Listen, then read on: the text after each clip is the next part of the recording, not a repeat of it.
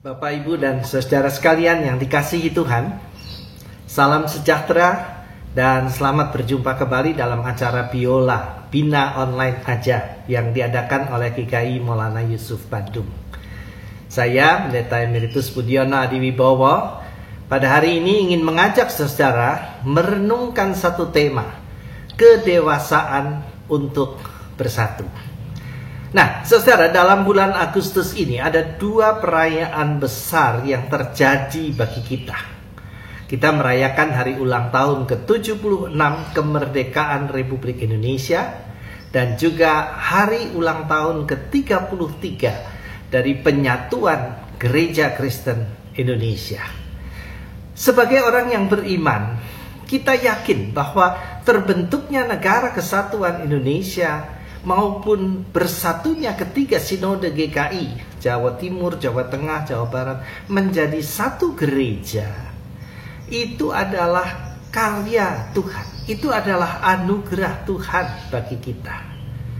Tetapi jangan lupa, saudara, apa yang dikerjakan oleh Tuhan itu selalu melibatkan manusia-manusia yang turut bekerja sebagai hamba-hamba Allah.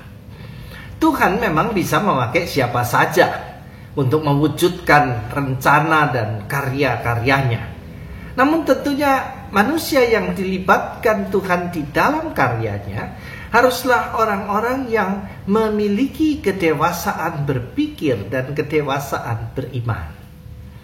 Negara Kesatuan Republik Indonesia ini bisa terbentuk karena Tuhan telah menggerakkan manusia-manusia dari berbagai suku bangsa, berbagai ras, berbagai agama, berbagai budaya, bahkan berbagai bahasa.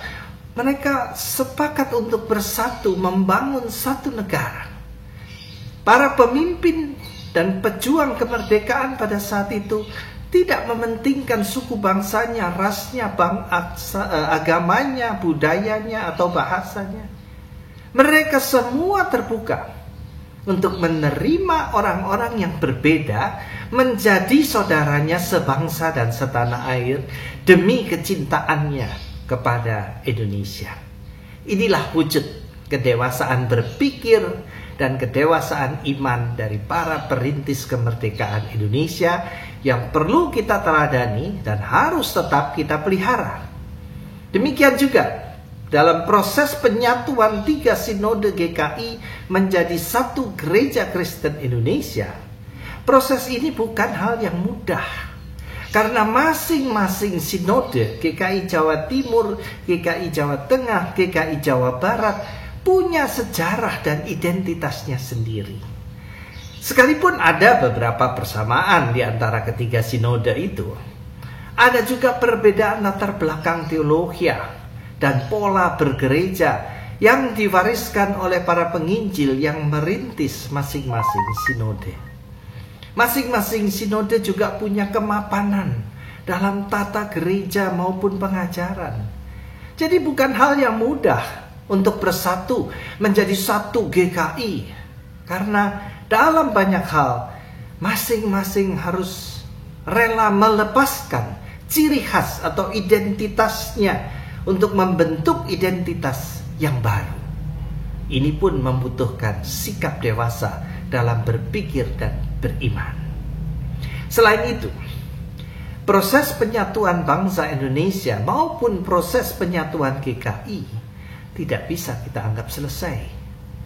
Kita masih menghadapi tantangan dan ancaman perpecahan maupun konflik dalam kehidupan berbangsa maupun dalam kehidupan bergereja. Masih banyak orang yang ingin tetap mementingkan diri sendiri atau kelompoknya sendiri. Masih banyak pola pikir yang selalu mempertentangkan antara pihakku dan pihakmu, pihak kami dan pihak kalian, pihak kita dan pihak mereka. Artinya sikap yang selalu melihat pihak yang berbeda sebagai lawan, saingan, bahkan sebagai musuh yang dibenci. Pola berpikir eksklusif inilah yang selalu mengganggu dan merusak persatuan bangsa dan persekutuan gereja. Itu sebabnya saya ingin mengajak saudara merenungkan bagaimana kedewasaan berpikir dan kedewasaan beriman itu dapat kita kembangkan dalam kehidupan kita. Nah, tahukah saudara bahwa pada saat kita dilahirkan, ketika kita masih bayi, kita adalah orang-orang yang paling egois. Bayangkan, semua yang kita butuhkan dan inginkan selalu kita paksakan untuk harus dipenuhi oleh orang tua kita. Ketika kita lapar, ketika kita haus atau lagi basah, kita selalu memaksa orang tua kita melayani kita. Tidak peduli apakah mereka masih lelah, sedang sakit, sedang tidur, atau sangat sibuk. Pokoknya ketika kita butuh dilayani, kita menuntut dengan cara menangis keras. Bukan main egoisnya, bukan? Tetapi kemudian di dalam perkembangan diri, kita mulai belajar bertenggang rasa dengan orang lain. Misalnya ketika kita berebut mainan dengan saudara atau dengan teman, selalu terjadi konflik yang menyakitkan. Tapi kita belajar dari pengalaman konflik itu. Dan ketika kemudian kita bisa memilih untuk bermain bersama atau bergantian, maka sesungguhnya kita telah mengalami proses pendewasaan. Atau ketika sikap dan perkataan kita menyakiti orang lain, tentu kita mengalami konflik dengan orang itu. Tapi ketika kita mau belajar dari kesalahan dan berusaha untuk bersikap baik dan berkata-kata sopan untuk menjaga perasaan orang lain, maka kita sedang berproses ke arah pendewasaan diri. Lebih dari itu, kita akan bertumbuh semakin dewasa ketika kita juga belajar membantu orang lain. Misalnya membantu orang tua atau membantu teman. Nah, dalam proses pendewasaan kita juga harus belajar mengalah pada adik atau berkorban untuk kepentingan orang lain. Proses pendewasaan ini seharusnya berlangsung terus sampai kita mampu bergaul dengan siapa saja. Jadi, dari seorang bayi yang sangat egois, kita harus bertumbuh menjadi pribadi yang mampu hidup untuk orang lain. Menjadi pribadi yang mampu mengerti dan mau menerima orang-orang yang berbeda. Menjadi pribadi yang rela berkorban demi kesejahteraan banyak orang.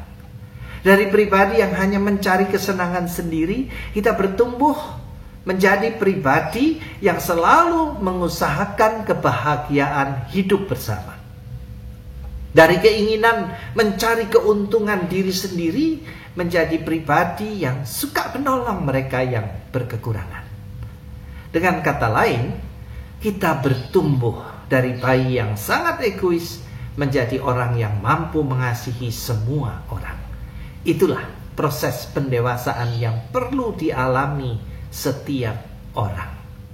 Nah, sayangnya saudara, proses pendewasaan itu tidak selalu berjalan dengan lancar ke arah yang semakin matang.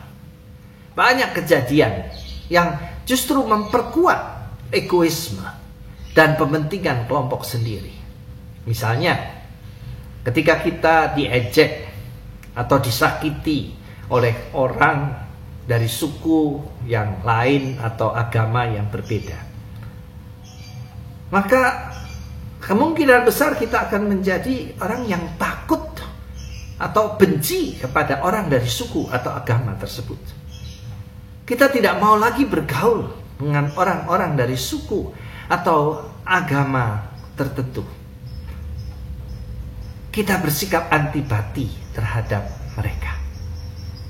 Selain itu bisa juga terjadi kita mendengarkan nasihat dari orang tua atau dari guru atau dari teman yang sudah punya sikap antipati terhadap kelompok tertentu. Kamu jangan suka bergaul dengan mereka. Mereka itu begini dan sebagainya. Nah, bila kita terpengaruh oleh nasihat atau perkataan-perkataan semacam itu, maka kita akan menjadi orang yang selalu curiga. menjadi orang yang juga membenci dan tidak mau bergaul dengan kelompok tersebut.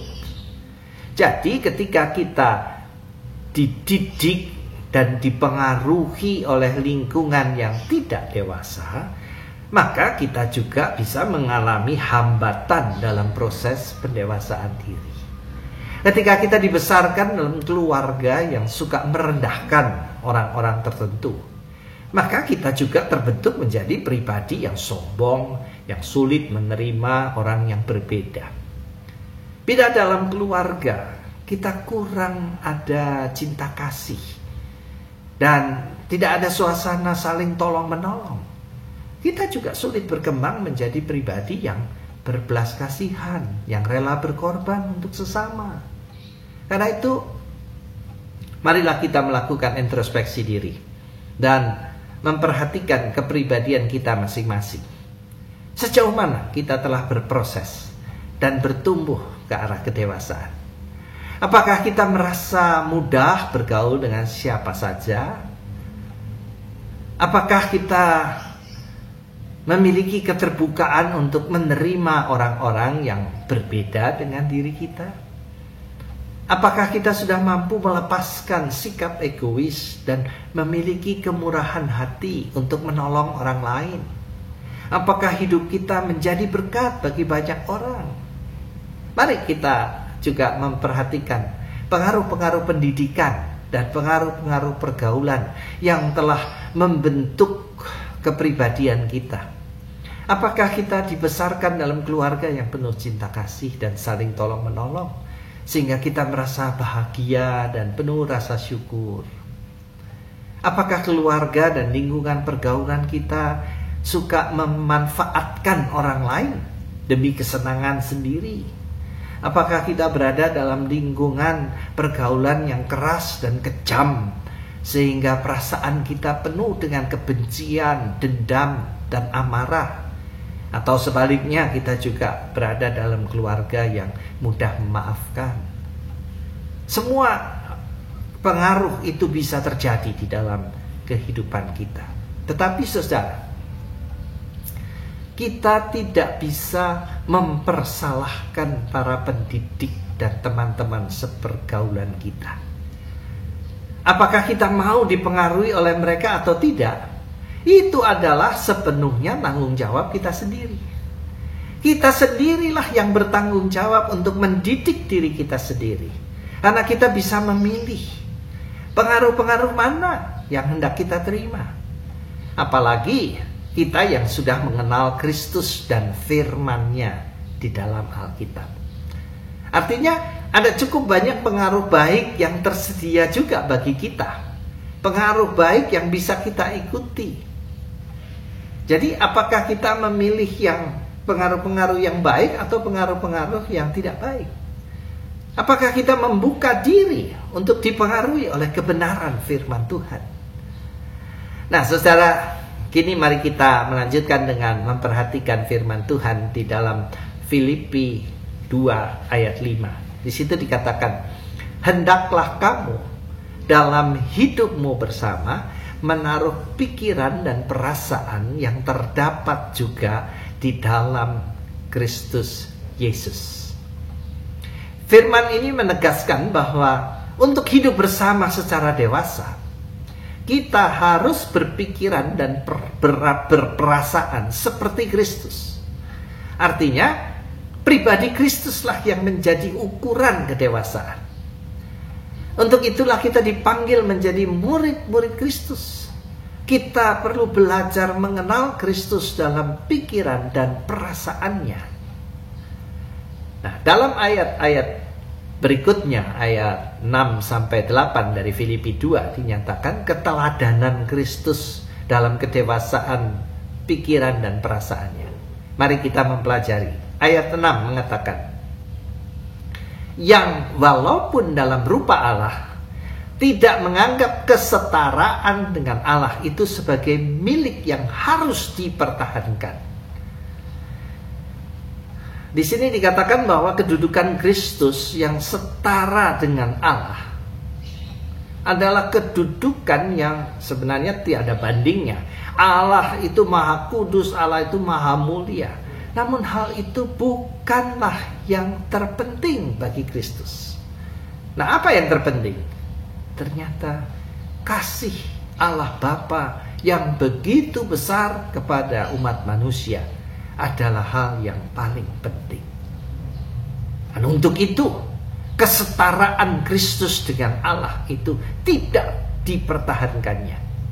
Demi keselamatan manusia, Kristus rela melepaskan semua.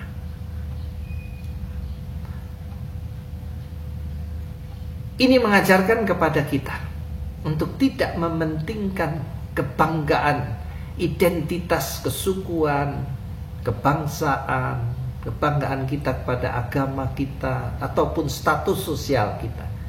Karena kita harus selalu sadar yang terpenting untuk kita pikirkan dan perjuangkan adalah kasih Allah kepada manusia.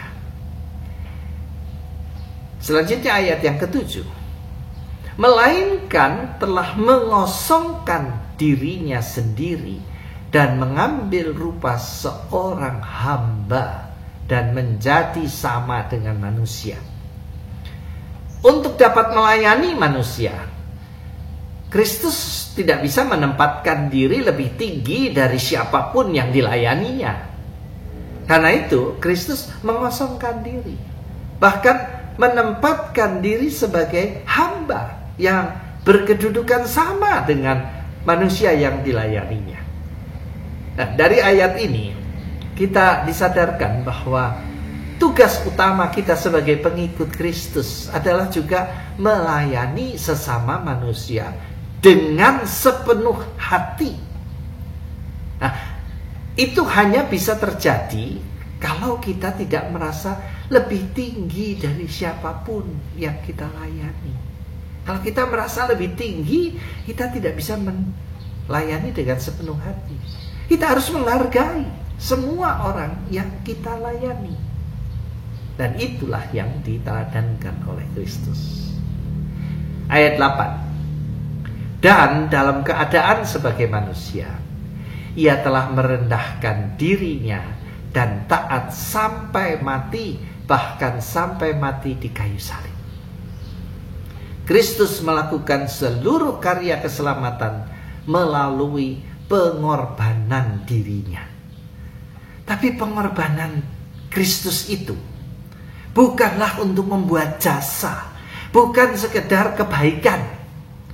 Semua dilakukan oleh Kristus sebagai wujud ketaatan kepada kehendak Bapa yang mengutusnya.